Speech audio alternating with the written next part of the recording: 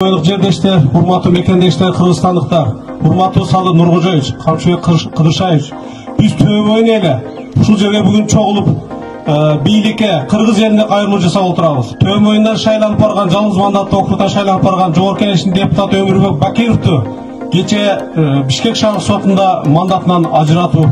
Ошол маселе боюнча чогулуп эл нааразычылыкка чогулду. Урматтуу бийлик өкүлдөрү, Төбөйүндүктар Садыр Нуркожоевич башынан баштап колдоп, ар бир иштерин Төбөйүн эли колдоп келди. Мына жакында болуп өткөн Өзбекстан-Кыргызстан чегара маселеси боюнча дагы ратификация боюнча Өмүрбек Бакиров эл менен сүйлөшкөн учурда эл көпчүлүгү ошол ратификацияны колдоп берүүсүн суранды.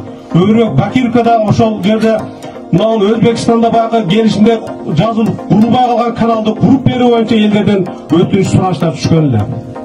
Өмүрбек Бакиров ошо элдин өтүнүчүн, элдин суранычын бийликке жеткиремин деп ушундай бир басым кысымдарга жолугуп отурат деп эсептейбиз. Ошондуктан урматтуу Садыр Нуркожоевич, урматтуу Камчыбек Кыдыршаевич, биз Төбөйүн эли сиздерден суранып кетебиз.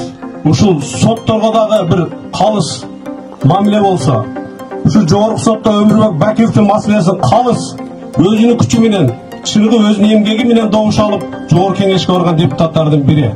Баарыбыз Өмүрбектин кылган иштерин айтып кеттик.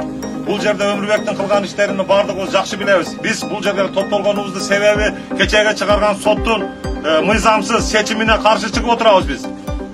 Бул маселе соттун кайрылган арызды 3 күндүн ичинде караш керек эле. Бул 1 жылдан кийин бул каралып аткан маселе болуп атат да. Биз мыйзамдуулукту талап кылганы чыктык бул жергечи.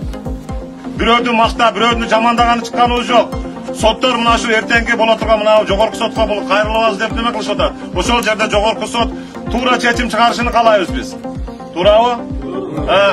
Ошон үчүн биз мына жогорку Садыр Нуркожоевич, Камчыбек Кыдыршаевич, ушул Төбөйүн эли 20 миң эл жашайт ушул жерде.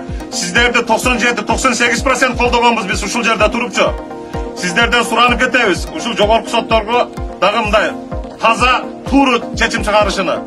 Эч кандай мындай басым болбосо, бул жерде эми көрүнүп эле турат, бул кечеги айтышуудан кийин болгон кысым катары болуп калып атат да. Ошого сиздерден суранабыз, тууру бардык маселени тууру карап беришиңиздерди суранабыз. Жогорку соттогу мына соттордо адилеттүү болот дедиңиздер эле. Соттордогу адилеттүү чечим чыгарышын каалайбыз биз.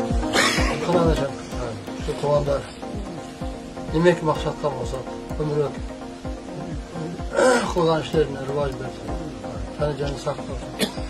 Садыр Нуркожоевдун дагы кылган ишине барака берсин. Кылгандардын ошо немелерге, томурларга барака берсин. Демек максатка болсо, Төбөйүндүктөр максатка жеткен болду.